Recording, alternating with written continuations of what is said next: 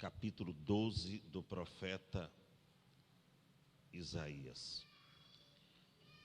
Os versos são 6 versos. Nós vamos ler todos esses versículos. Deus é louvado por haver restaurado o seu povo. É uma profecia porque no verso 4 diz: naquele dia. Está se referindo com certeza à restauração geral do povo de Deus para esse final de tempo. E vamos ver a nossa atitude como adoradores do Senhor. Diz assim o verso 1 a seguir: e dirás naquele dia: graças te dou, ó Senhor, porque ainda que tirastes contra mim, a tua ira se retirou, e tu me consolaste. Eis que Deus é a minha salvação. Eu confiarei e não temerei, porque o Senhor Jeová é a minha força e o meu cântico, e se tornou a minha salvação. E vós com alegria tirareis águas das fontes da salvação. E direis naquele dia: graças dai ao Senhor, invocai o seu nome, tornai manifestos os teus feitos entre os povos, e cantai: quão excelso é o seu nome. Cantai ao Senhor, porque fez coisas grandiosas, saiba-se isso entre todas as nações da terra. Exulta e canta de gozo, ó habitante de Sião, porque grande é o Senhor, o Santo de Israel, no meio de ti. Diga amém. Repita assim após mim o verso de número 3. E vós, com alegria, tirareis águas das fontes da salvação. Toma assento rapidinho, depois nós vamos orar. Tirareis águas das fontes da salvação. Que é isso? Que cântico é este para o povo de Deus após a sua restauração? Evidentemente que o texto fala também da restauração do seu povo no passado. Mas os irmãos hão de convir comigo que fala também da restauração em que eu e você, nós fomos restaurados por Deus em Cristo Jesus, nesse tempo do fim, porque nós somos a geração do tempo do fim. Ainda que uma geração dure 70, 80 anos, pouco mais, um pouco menos, mas isso está se referindo a nós. E dirás naquele dia. E é interessante que esse cântico aqui, ele deve estar nos nossos lábios. Por quê? Porque é o cântico da salvação. É o cântico da salvação. O verso de número 2 diz: eis que Deus é a minha salvação. Deus é a nossa salvação. Ele diz: eu confiarei e não temerei, porque o Senhor Jeová é a minha força e o meu cântico. E ele repete novamente: e se tornou a minha salvação. Mas eu até grifei o verso de número 3 aqui. E vós, com alegria, tirareis águas das fontes da salvação. salvação. O que é fonte da salvação? Quando você abre a Bíblia aos Hebreus capítulo 5, versículo de número 9, você tem uma resposta. Diz assim: e sendo ele consumado, veio a ser a causa de eterna salvação. Ele quem? Vê o contexto, Jesus está se referindo a Cristo. Ele é a causa eterna, tá? Ele é a causa da nossa salvação eterna para todos os que lhe obedecem. Então, quem é a nossa fonte da salvação? É Cristo. E aqui está dizendo no verso 13: e vós com alegria tirareis águas das fontes da salvação. É por isso que eu não entendo, e às vezes eu até questiono comigo mesmo, como é que um crente que é salvo não se manifesta na igreja com alegria da sua salvação? Ele fica de boca fechada na igreja. Ele não se alegra na presença do Eterno. Ele não se alegra na presença de Deus. Diante de uma tão grande salvação, como diz o próprio escritor aos Hebreus: como escaparemos nós, se não atentarmos com diligência, para uma tão grande salvação? Essa salvação que nós temos e que nos deixa gozoso de Cristo. Você tem que andar, irmão, gozoso de Cristo. Pastor, o que é estar gozoso de Cristo? É estar cheio de alegria. Vós com alegria tirareis águas das fontes da salvação. Eu me lembro na fala de Jesus com a mulher samaritana. Você vai ver lá no capítulo 5, se não me falha a memória, o verso de número 14, é o verso bem contundente. Quando Jesus fala com a mulher samaritana, primeiro ele pede água para ela. Aí ela diz: como tu judeus, sendo tu judeu, pede água à mulher samaritana? Ela questiona.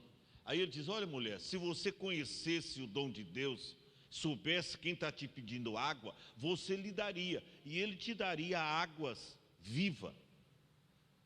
Mas como é? O senhor não tem corda, o senhor não tem balde, como é que o senhor vai tirar água e me dar água viva? O senhor é maior do que o nosso pai Jacó, que ele mesmo furou o poço, tirando ele da própria água e bebendo. O senhor é maior do que ele? E aí Jesus dá uma resposta para a mulher, no verso 14, é tremendo, irmão. Jesus respondeu, põe o verso 13 e o verso 14. Jesus respondeu e disse-lhe: qualquer que beber dessa água aí, mulher, que você está tirando do poço, voltará a ter sede.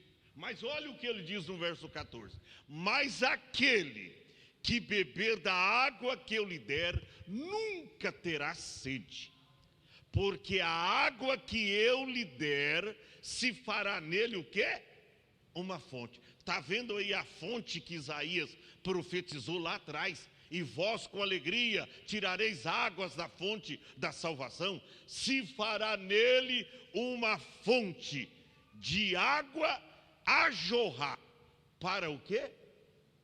Para a vida eterna, ou seja, para a salvação eterna.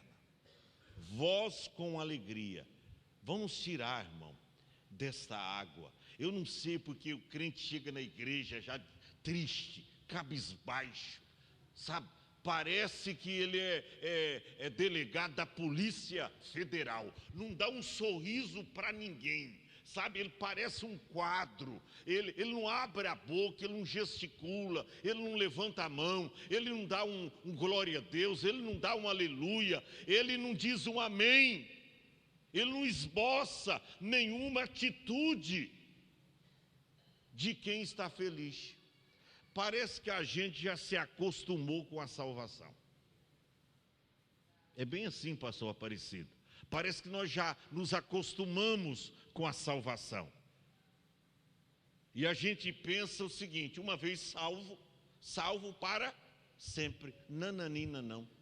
A salvação você tem que conservar. Você tem que beber a água todos os dias dessa cisterna, a fonte da salvação. Você tem que beber água, você tem que desejar. Tem crente que não deseja mais, chega na igreja, não ora, não tem uma atitude de adorador, não tem uma atitude devocional para com Deus. Ele perdeu a alegria da salvação.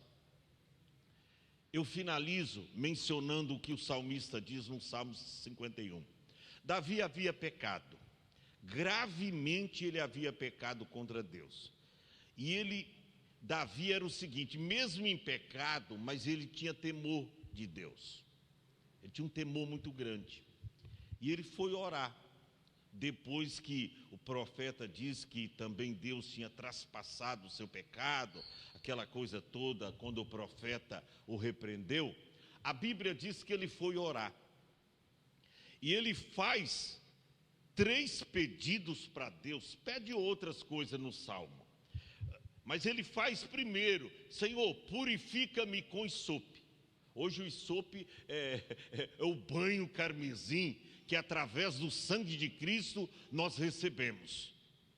Primeiro ele faz o pedido da purificação com isope. Isso aí, quando alguém levava uma surra, era uma erva amarga, tá? Se alguém não sabe o que é isope, era uma erva amarga que, olha, irmão, curava a ferida de qualquer pessoa. Mas ardia que só, ardia muito. Ele pedia a purificação com isope. Hoje a purificação, todos nós sabemos, é o sangue de Jesus. Mas você vai ver nesse verso que ele faz um pedido para Deus, o segundo pedido. Ele diz assim: torna a dar-me a alegria da sua salvação. Ele pede para Deus. Ele não queria perder a alegria. Você está vendo, eu voltando lá para o Salmo 12, o verso 3, lá para Isaías. Isaías 12 é um salmo, tá? Isaías 12 é um salmo. Isaías 12, 3. Tá, olha o salmista lá. Quem sabe conhecia ele o que Isaías havia escrevido. Embora ele viveu antes. Mas foi revelado para ele essas verdades. Preste atenção. Aqui está escrito, o salmista dizendo: olha, Senhor, torna a dar-me alegria da tua salvação. Essa expressão torna equivale a dizer que ele havia perdido. Torna a dar-me alegria da tua salvação. Terceiro pedido que o Davi faz, ele diz: não retires de mim o teu Espírito Santo. Tem outros pedidos lá, renova em mim, tal. Tem outro. Mas os 3 pedidos contundentes de Davi nesse salmo foi esse. Primeiro, a purificação. Segundo, olha, Senhor, devolva a alegria da tua salvação. Eu não posso perder, eu não posso viver sem a alegria da salvação. E em terceiro lugar, não retires de mim o teu Espírito Santo. Fique em pé. Quando você perde essas 3 coisas, é algo sério. Você chega na igreja, você não se alegra, a fonte está cheia d'água, está transbordando, mas você não tem alegria de beber dessa água. Você não tem alegria. Você não tem alegria. E a fonte está aqui. Pastor, quem é a fonte? A fonte é Jesus. Você lembra no dia apoteótico? Está lá no João 7. Jesus se coloca em pé, era o grande dia da festa, e o último dia, o dia apoteótico. Jesus se coloca em pé e diz: quem tem sede, venha a mim e faz o quê? E beba. Se ainda tem sede de Deus, irmão. Você viu lá o salmista no Salmo 42, a minha alma tem sede de Deus, a minha alma tem sede de Deus. minha alma tem sede de Deus. Quando você vai para o Salmo 62, também ele fala da sede. Tem gente que perdeu a sede. E quando a pessoa perde a sede, como é que você vai tirar a água das fontes da salvação? Se você não tem mais sede. Você não tem mais sede. A nossa juventude hoje, a minoria, talvez 10% tem sede de Deus. Tem muitos que têm sede de pecar. A nossa igreja hoje, o povo, quando eu digo a nossa igreja, eu estou falando da igreja brasileira, não estou falando especificamente da igreja Hope. A igreja brasileira não tem mais sede. Eu estava orando aqui, me lembrando, eu vi um vídeo aqui, eu fiquei escandalizado. Camarada gritando, gesticulando tal, e falando tanta coisa. 15 minutos de vídeo. Não falou uma vez um glória a Deus, um aleluia, é só histeria carnal, sabe? É um tal de Tales aí que eu já acabei falando o nome. Irmão, olha, é só grito, é só pulo. O povo não tem reverência a Cristo, o povo não ora, o povo não busca o Espírito Santo. Está num ginásio, a casa cheia, lotada, só para pular, extravasar. Mas não tem alegria da salvação. Isso não é alegria, mas está pulando lá. Isso não é alegria da salvação. Não, está pulando, isso não significa nada. Isso é a mesma coisa que pular no carnaval. Eu compartilhei um vídeo aí, umas igrejas agora, fica o ano inteiro sem evangelizar e sem falar de Jesus. Agora quer evangelizar no carnaval. Que mentira esfarrapada do diabo. Aí pega uma caixa, um tambor. Tem uma igreja aqui em Mongaguá, eu até postei um vídeo aí foi aí para a avenida pular carnaval. Nós estamos falando de Jesus. Levanta um bandeirão lá, nós estamos falando de Jesus.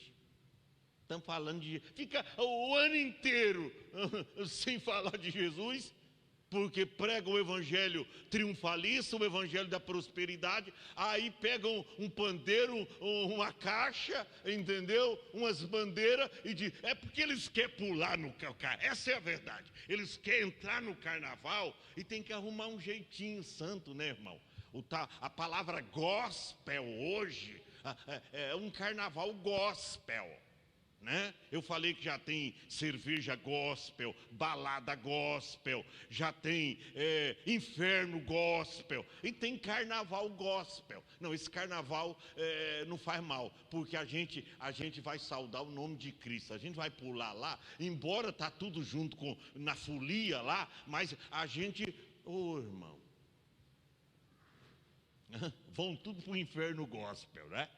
Inferno gospel, lá tem Satã gospel, né? Vai encontrar tantos gospel lá. Você quer ir para lá para o gospel também, irmão? Cuidado, viu? Eu estou quase evitando de falar essa palavra gospel, embora essa palavra gospel quer dizer evangélicos. Evangélico, né? Gospel é evangélico, mas parece que quando no Brasil tudo eles mudam o sentido da coisa, né? Lá nos Estados Unidos é o gospel, os evangélicos e tal. Mas aqui gospel já dá um sentido diferente. É moderno, é o crente moderno, é o crente que pula carnaval, é o crente que vai na balada gospel, tem a cerveja gospel, tem o bar gospel, tem tudo gospel, tem até o motel gospel agora. Vamos orar. Vem cá, o guerreiro. Vem cá, Lamartino. Você deu um sorriso aí. Mas tem, irmão. Vê os vídeos aí para você ver. O primeiro bar gospel foi inaugurado lá em Minas Gerais. BH. Foi inaugurado o primeiro bar gospel, já encheu. Tem balada gospel, é o que mais tem. Tem um carnaval gospel, eles estão aí agora batendo a caixa. Até em Mongaguá aqui, uma igreja aqui na avenida. Pelo amor de Deus.